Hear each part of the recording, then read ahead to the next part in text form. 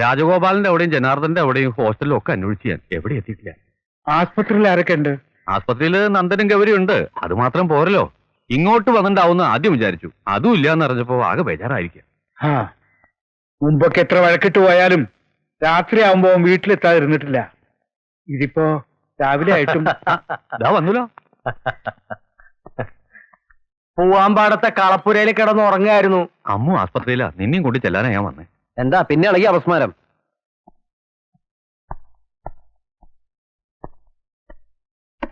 നീയാ ശേഖരൻ നായർ പറഞ്ഞത് കേട്ടില്ലേ? കേട്ടു. പിന്നെന്താ? വിവരം പറഞ്ഞു കഴിഞ്ഞില്ലേ? കുട്ടിയമ്മ പൊക്കോട്ടെ. ആസ്പത്രിയിലേക്ക് ചെല്ലാൻ പറഞ്ഞത് കേട്ടില്ലേ? അതും കേട്ടു. പോണല്ലേ? ഇല്ല.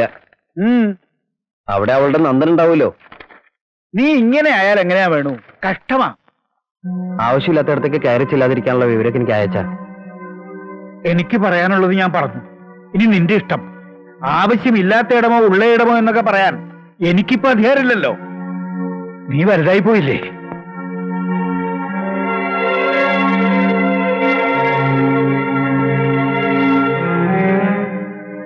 അമ്മ ആശുപത്രിയിലാണെന്ന് കേട്ടിട്ടും എന്താ പോവാഞ്ഞേ? ആശുപത്രിയിലാവാൻ കാരണം ഞാനല്ല. ചിലപ്പോ ആണെങ്കിലോ? ഉപദേശിക്കാനുള്ള യോഗ്യതയോ അർഹതയൊന്നും എനിക്കില്ല. ഒരു കാര്യം പറയണം തോന്നുന്നു. ഭാര്യമാര് തെറ്റ് ചെയ്യുമ്പോ ഗുണദോഷിക്കാം, ശിക്ഷിക്കുകയും ചെയ്യാം. പക്ഷേ ഉത്തരവാദിത്വത്തിൽ നിന്നും മാറരുത്. ആ കുട്ടി ഒരു തെറ്റും ചെയ്തിട്ടില്ല. അത് നിനക്ക് എങ്ങനെ അറിയാം? അറിയില്ല. അതന്നെ ഞാൻ ആദ്യം പറഞ്ഞത്. അറിവില്ലാത്തോളാം ഞാനെന്ന്. എന്നാലും ഒരു പരിചയക്കാരി മാത്രമാണെന്ന് വെച്ചാലും ആശുപത്രി കിടക്കണമെന്ന് കേട്ട ഒന്ന് പോയി കാണില്ലേ? വെറുതെ എങ്കിലും. നോക്കാനവിടെ ആളുകളുണ്ട് ഇഷ്ടം പോലെ. അവരൊന്നും ഈ ആളാവില്ലല്ലോ. ഈ ആൾക്ക് ഈ ആള് തന്നെ വേണ്ടേ?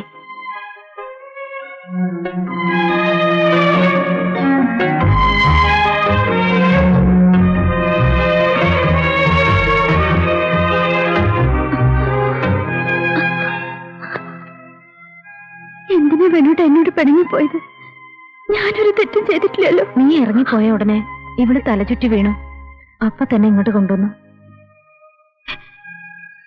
ഇനി വേണോട്ട് വിളിച്ച എപ്പോ വേണമെങ്കിലും എവിടേക്ക് വേണമെങ്കിലും ഞാൻ വരാം. ഇപ്പൊന്നും പറയണ്ട, റെസ്റ്റ് എടുക്ക്. നന്ദേട്ടൻ വന്നില്ലേ? ഡോക്ടറെ അടുത്ത് പോയിരിക്കേ. ഞാൻ എന്ത് ചെയ്യണമെന്ന് ഡോക്ടർ പറയണേ? നന്ദ, അത്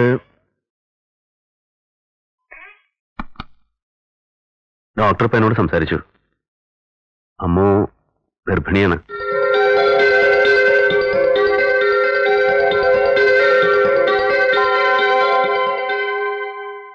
പക്ഷേ ഇപ്പോഴത്തെ അവസ്ഥയിൽ ഞാൻ ഈ പ്രഗ്നൻസി അഡ്വൈസ് ചെയ്യില്ല. ഫിസിക്കലി വീക്കാണ് ആ കുട്ടി. പിന്നെ മെഡിക്കേഷൻ MTP ആണ് ഞാൻ റെക്കമെൻഡ് ചെയ്യുക. You mean abortion? യെസ്. അമ്മുന്റെ ആരോഗ്യത്തിന് അത് പ്രശ്നമാവുമെങ്കിൽ അതാ നല്ലതെന്ന് എനിക്ക് തോന്നുന്നേ. നീ എന്ത് പറയുന്നു?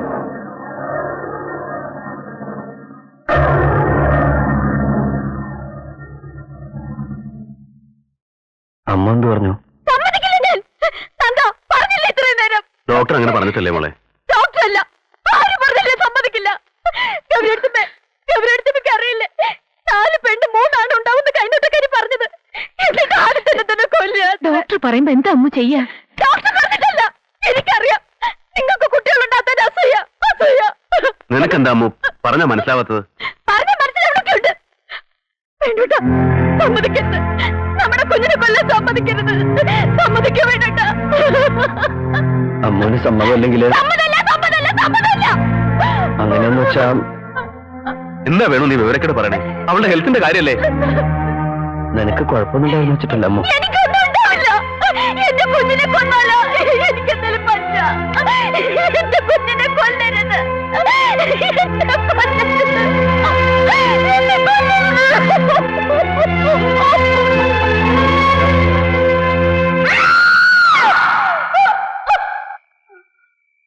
അമ്മു, അമ്മു, അമ്മു, എന്താണ്? അമ്മു, ഇത് ഞാനാ. അമ്മു,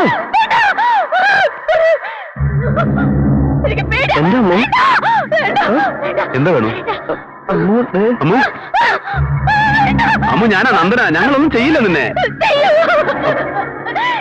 അമ്മു, ഹോസ്പിറ്റലിൽ കൊണ്ടുപോകണ്ട. എന്നെ കൊല്ലാനാ. എനിക്കറിയാം. ഉണ്ടായതാവും വീണ്ടും അറ്റാക്ക്. ഗുളിക കണ്ടിന്യൂ ചെയ്യൂ. ഈ കണ്ടീഷനിൽ നമ്മൾ എന്താ ചെയ്യുക? അവളെന്തെങ്കിലും കടുങ്ങുകയും ചെയ്യുന്ന എന്റെ പേടി. അബോർഷൻ വേണ്ടെന്ന് വെക്കാം, അതേ വഴിയുള്ളൂ. 100% ഷൂറാക്കാനാണ് ഞാൻ അന്നത് പറഞ്ഞത്. നിർബന്ധം പിടിച്ച സംഗതി കൂടുതൽ കോംപ്ലിക്കേറ്റഡ് ആവുകയുള്ളൂ. അവളുടെ ഹെൽത്ത് ഓരോ നിമിഷവും ശ്രദ്ധയുണ്ടാവണം. വൈദ്യശാസ്ത്രത്തിനും അതീതമായി എന്തൊക്കെയുണ്ടെന്നല്ലേ പുതിയ തിയറി? വിശ്വാസങ്ങള്, മനസാന്നിധ്യം, ഇതൊക്കെ നമുക്ക് ശ്രമിക്കാം. എന്തായാലും എന്റെ അമ്മൂന് കുഴപ്പമൊന്നും ഉണ്ടാകാതിരുന്നാ മതി. നിങ്ങളിങ്ങനെ ഓടിപ്പടച്ച് വരേണ്ട കാര്യമൊന്നും ഉണ്ടായിരുന്നില്ല. ഇടത്തെ കാലിനും കൈക്കും ഒരു തരിപ്പ്, ഇത്രയേ ഉള്ളൂ. സ്വാമി മാഷ് പറഞ്ഞിട്ടാ ഞങ്ങള് വിവരം അറിഞ്ഞത്. അച്ഛൻ ആരെങ്കിലും പറഞ്ഞേക്കായിരുന്നില്ലേ? എന്തിനാ? അതിനും വേണ്ടി ഒന്നും ഉണ്ടായിട്ടില്ലല്ലോ. രാധ വരലുണ്ട്, അതുകൊണ്ട് ഇവിടെ ഒന്നിനും ഒരു ബുദ്ധിമുട്ടുമില്ല. മരുന്നൊക്കെ പരമേശ്വരൻ ഡോക്ടറെ കൊണ്ടുവന്നു, കുറെ ഗുളികളൊക്കെ കഴിക്കണ്ട്. ആട്ടെ, അമ്മൂനെങ്ങനെയുണ്ട്? കുഴപ്പമൊന്നുമില്ല, പിന്നെ അസുഖമൊന്നും ഉണ്ടായിട്ടില്ല. ഈശ്വരാധീനം കൊണ്ട് അവക്കൊന്നും ഉണ്ടാവില്ല. ധൈര്യമായിട്ടിരുന്നോളൂ. വിരുന്നുകാരൊക്കെ ഉണ്ടല്ലോ. വരിക വരിക, ഇരിക്കുക. കണ്ടപ്പോ മാഷുടെ അസുഖമൊക്കെ പറന്നു അല്ലേ? അത്രയ്ക്കൊന്നും ഉണ്ടായിരുന്നില്ല. ഇവരൊക്കെ പേടിച്ചു വന്നതാ. നന്ദൻ സാർ വന്നില്ലേ? ഇവിടെ ഇല്ല, ടൂറിലാണ്. 4-5 ദിവസം കഴിയും വരാൻ. മോളെ, അടുക്കളയിൽ രാധ ഉണ്ടാവും, ചായ എടുക്കാൻ പറയും. ആ വേണു, ജോലിയൊക്കെ എങ്ങനെയുണ്ട്? കുഴപ്പമില്ല. രാധേ, ആ ഞാൻ ചായ കൊണ്ട് അങ്ങോട്ട് വരാൻ നിൽക്കായിരുന്നു. എന്നോട് ചിലത് മറച്ചു വെച്ചു നീ അല്ലേ? മറച്ചു വെക്കേ? അതെ. എന്താ ഞാൻ പറഞ്ഞത് ശരിയല്ലേ? ഗൗരിയടുത്ത് എന്താ പറയണമെന്ന് എനിക്ക് മനസ്സിലാവുന്നില്ല. പിന്നെ ഇങ്ങനെ ഞാൻ ശരിയും തെറ്റി പറയാ? അവനോ നീയോ നേരത്തെ എന്നോട് ഒരു വാക്ക് പറഞ്ഞിരുന്നു വെച്ചാല്? ഓ അതോ? അത് വേണിയിട്ട് എന്തോ തെറ്റിദ്ധരിച്ചതാ. പഴയ ഒരു കാര്യം, ചെറിയൊരു കാര്യം. അതൊക്കെ എന്തിനാ നമ്മളിപ്പോ കൊത്തിത്തെരഞ്ഞെടുക്കണേ? മോളെ, കുറെ കാലം കൂടിയിട്ട് ഇന്നാ എല്ലാരും ഒന്ന് ഒത്തുകൂടിയിരിക്കണം. ഇതൊന്ന് ആഘോഷിക്കണം. എന്നാ മാഷ് ഒരു ശ്ലോകം അങ്ങോട്ട് തുടങ്ങുക. അത് വേണ്ട, രാധ ചൊല്ലട്ടെ. ചില കീർത്തനങ്ങൾ ഇവള് ചൊല്ലുന്നത് ഈയിടെ പിന്നെയും കേട്ടു ഞാൻ. അസലായിട്ട് ചൊല്ലും. എന്നാ അങ്ങനെ ആവട്ടെ. ഇപ്പൊ ഒന്നും വേണ്ട. അത് പറ്റില്ല, വേണുവിനും ഗൗരിക്കും മടങ്ങേണ്ടതാ. ഈ കുട്ടികൾക്കൊക്കെ എന്താ പറ്റിയത്? വലുതാവുമ്പോ സംഗീതവും സന്തോഷവും ഒക്കെ ഇവരെ വിട്ടുപോവുകയാണോ?